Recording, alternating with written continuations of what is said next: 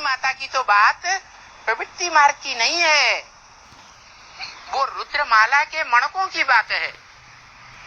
रुद्रमाला के मणके आपस में भाई भाई हैं या पति पत्नी हैं? तो उनको प्रवृत्ति मार्ग में कहां झोंक रहे हो? है? वो तो आत्मिक स्थिति की बात है, जिनका नाम है अत्रि। पति का नाम क्या? अत्रि। जो तीन में से एक भी नहीं है। न वो ब्रह्मा का पार्ट है, न वो विष्णु का पार्ट है, न वो शंकर का पार्ट है। वो तीनों देहधारी है, तीनों मूर्तियां हैं। वो तो आत्मिक स्थिति में स्थित होने वाली आत्मा की बात है, अत्रि। और उसका युगल के रूप में जो पार्ट बजाने वाली आत्मा है वो है अनुसूया। असूया कहते हैं ईशादेश। क्या? अनुसूया माने जिसमें ईशादेश का नाम और निशान नहीं। जब संपन्न रूप में वो आत्मा पार्ट बजाएगी तो ऐसा पार्टधारी साबित होती है अनुसूया। किसी से ईर्ष्यादेश नहीं।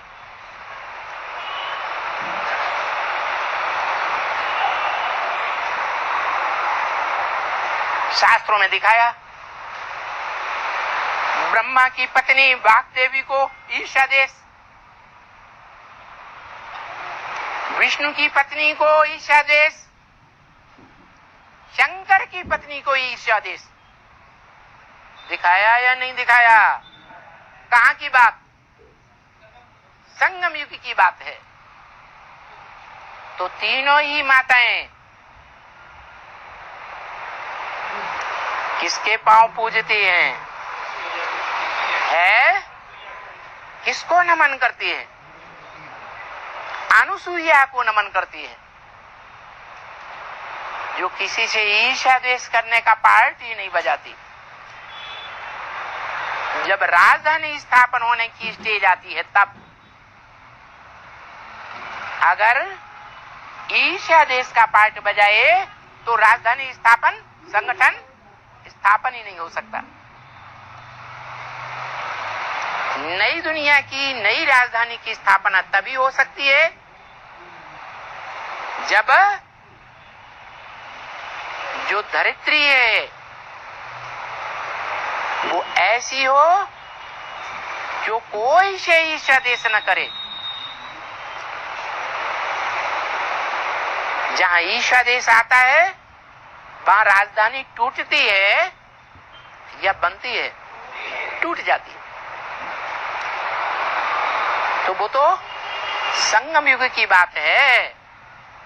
जब तक प्रत्यक्षता नहीं होती है नई राजधानी की, नए ब्राह्मणों के संगठन की, संपन्न ब्राह्मणों के संगठन की, जिसे रुद्रमाला कहा जाता है,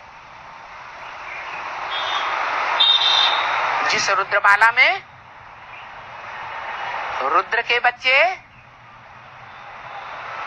जिनमें एक ही गुण बाप देखता है,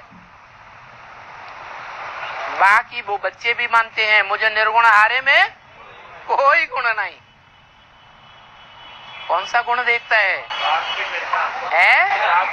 बाप की पहचान।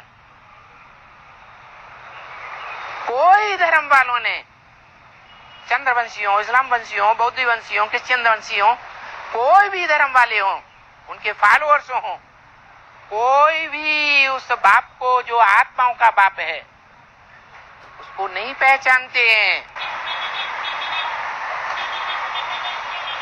वो ही बच्चे पहचानते हैं जो असली बच्चे हैं माता के, पिता के। जो सौतेले बच्चे हैं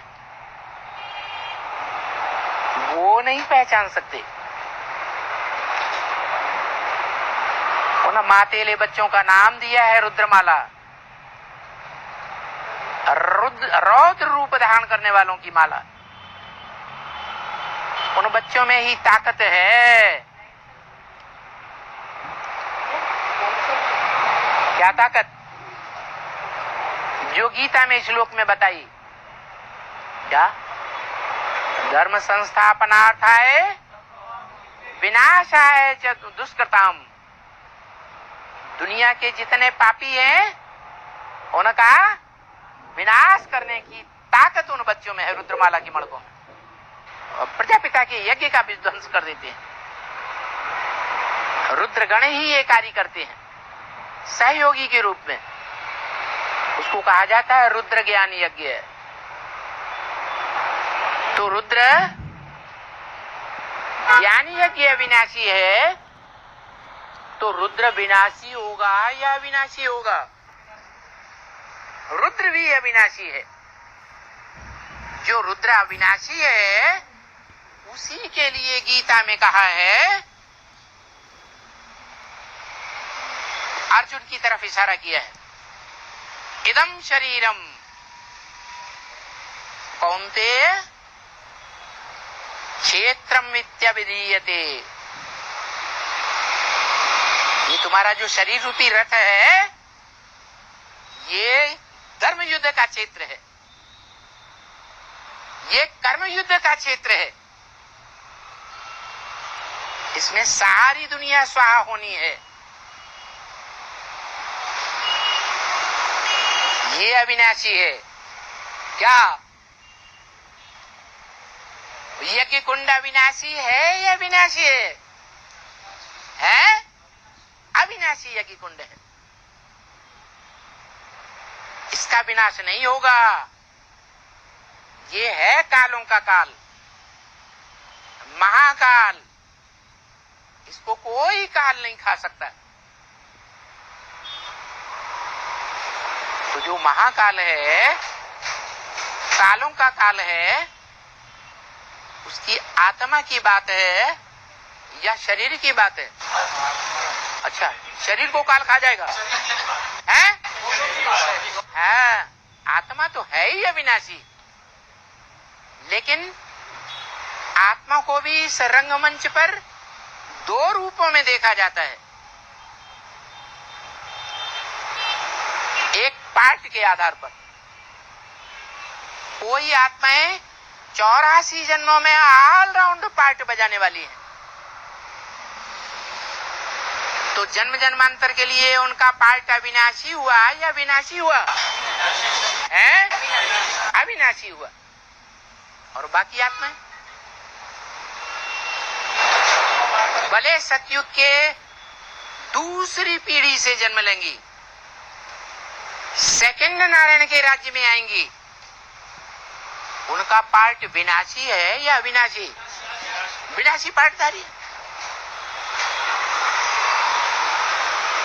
तो जो विनाशी पार्टधारी हैं वो बाप के मातेले बच्चे नहीं हैं,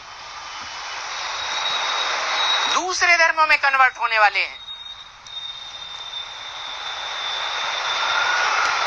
कच्चा ज्ञान उठाने वाले हैं। बाप के ज्ञान की संपूर्ण पॉइंट को मानने वाले नहीं हैं। उनकी पहचान बताई मुरली में। मुरली की एक बात मानेंगे, दूसरी बात नहीं मानेंगे। उनके ये खास पहचान बता दी, विधर्मियों की, विदेशियों की। जो स्वधर्मी है, स्वदेशी है, सच रूपी वृक्ष में नीचे से लेकर ऊपर तक एक ही तने में रहने वाले हैं। कोई भी जीवन में, कोई भी जन्म में जीवन रहते दूसरे धर्म में कन्वर्ट होने वाले नहीं हैं। वो आत्माएं जो बाप के असली बच्चे हैं वो ही 84 जन्म लेने वाले हैं। जो संगम युग में बाप को छोड़कर, बाप को पहचान कर दूसरों को बाप मान लेते हैं, गुरु मान लेते हैं, दूसरों की बातों पर प्रभावित हो जाते हैं, वो दूसरे धर्म की प्रजा बन जाएंगे। इसलिए मुरली में बोला एक से ज्ञान सुनना चाहिए, अनेकों से ज्ञान सुना तो व्यभिचारी ज्ञान हो जाएगा। जिनका ज्ञान ही व्यभिचारी हो जाएगा वो आत्माएं दूसरे धर्मों में कन्वर्ट हो जाएगी।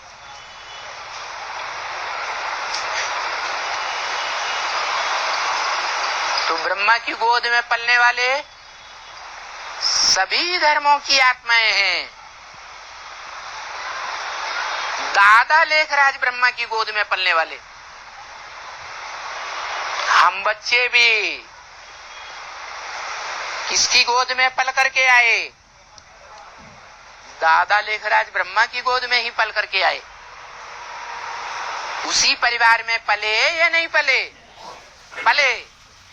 इस जन्म में कोई न पले हो, कोई कहते हैं हम तो ब्रह्मा कुमार नहीं बने, तो पूर्व जन्म में बने होंगे, ब्रह्मा कुमार जरूर बने होंगे। तो ब्रह्मा के बच्चे सारी दुनिया है, लेकिन कोई मुखवंशावली और कोई कुखवंशावली। जो मुख की ब्रह्मा की बताई हुई बातों पर विश्वास करने वाले, चलने वाले हैं, प्रैक्टिकल में मानने वाले हैं, वो सूर्यवंशी बच्चे हैं। वो ही बाप को पहचानते हैं। मनुष्य सृष्टि में प्रैक्टिकल बाप का पार्ट बजाने वाले को पहचानते हैं। जो मनुष्य सृष्टि का बाप है, मनुष्य सृष्टि का बाप होने के नाते वर्षा देता है या नहीं देता है? बाप से क्या मिलता है? वर्षा मिलता है, ज्ञान का वर्षा। ये जरूरी है कि बाप से ज्ञान का ही वर्षा मिलता है। अरे दुनिया में कोई बाप नहीं है जो ज्ञान का वर्षा देता हो। ज्ञान माने जानकारी। असलियत की जानकारी किसी के पास है ही नहीं।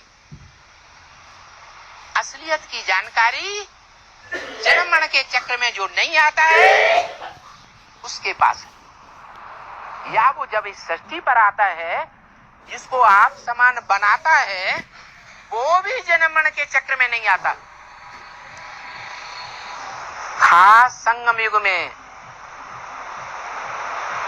निश्चय रूपी जन्म बार बार नहीं लेता, अनिश्चय रूपी मौत भी उसकी बार बार नहीं होती। एक बार निश्चय बैठ गया, बाप को पहचान लिया, तो फिर कभी भी टलने वाली आत्मा नहीं है। अचलगढ़ मुरली में यादगार बताया। क्या? अचलगढ़ है। अचलगढ़ माउंट आबू का वो पहाड़ है जहां सूर्योदय सबसे पहले दिखाई देता है। क्या? उसके मुकाबले एक है सनसेट पॉइंट, जिस पहाड़ पर बैठ करके सूर्यास्त दिखाई देता है।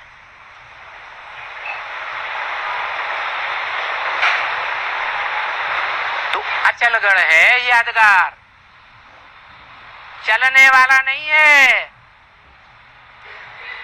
चलायमान नहीं है, अंगद है। रामायण में क्या दिखाया? अंग द। क्या? उसने अपने अंग को दे दिया, सो दे दिया। देने के बाद वापस लेने की बात नहीं है।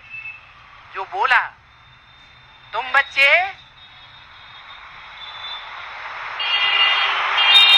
अपना सिर हथेली पर लेकर के आए हो। क्या तुम बच्चे सिर हथेली पर लेकर आए हो? क्या मतलब हुआ है कि बाबा ये सिर है आपका, चाहो तो अभी ले लो, परवाह नहीं। क्या शिवाजी का नारा क्या था? कार्यम वा साधयामि देहम वा पापयामि। देह भले नष्ट हो जाए, लेकिन जो कार्य करना है वो करके छोड़ेंगे। ऐसे ऐसे भी योद्धा भारत में हुए हैं जिनका दुश्मनों ने सर काट दिया,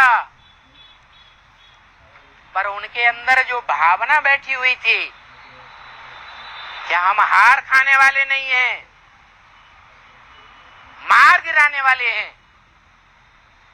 तो उन आत्माओं का ये भी मिसाल है कि सर कटने के बावजूद भी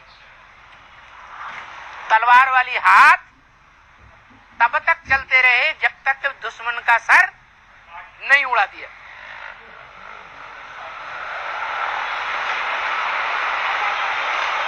दूसरी बात, देहम वा पापयामि, देह भले छूट जाए, लेकिन अंदर से ये निश्चय दृढ़ रहे कि आत्मा तो अविनाशी है, शरीर विनाशी है, छूट गया कोई हर्जा नहीं, अगले जन्म में फिर से विजय पाएंगे। तो ऐसी आत्माएं रुद्रमाला के मण के भले पूर्व जन्म में यज्ञ में रहे हो, वो दूसरा जन्म लेकर के भी यहां आकर के पाठ बजा सकते हैं। जैसे प्रजापिता वाली आत्मा जीवन रहते विजय को पाया या हार खाई है? विजय भाई शरीर रहते हार खाई, लेकिन आत्मा ने हार खाई। इसलिए भारत में गायन है कि युद्ध क्षेत्र में लड़ते हुए कोई शरीर भी त्याग दे तो भी उसकी हार नहीं मानी जाती। वो अगले जन्म में फिर जन्म लेकर के ब्राह्मणत्व का पाठ बजाता है, पूर्व जन्म के संस्कार ले जाता है और तीव्र गति से पाठ बजाता है।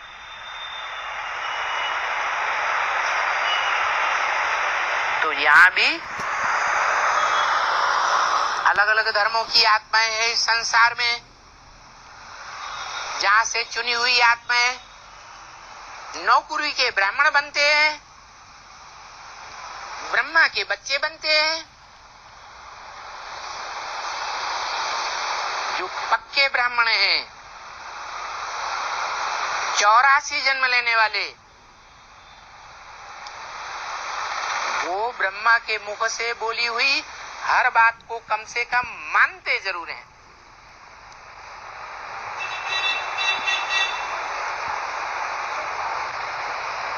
प्रैक्टिकल जीवन में न भी चल पाए वो हो सकता है, लेकिन हर बात को मानेंगे जरूर। और जो दूसरे धर्म के होंगे उनकी क्या पहचान? मुरली की एक बात मानेंगे और दूसरी बात को नहीं मानेंगे।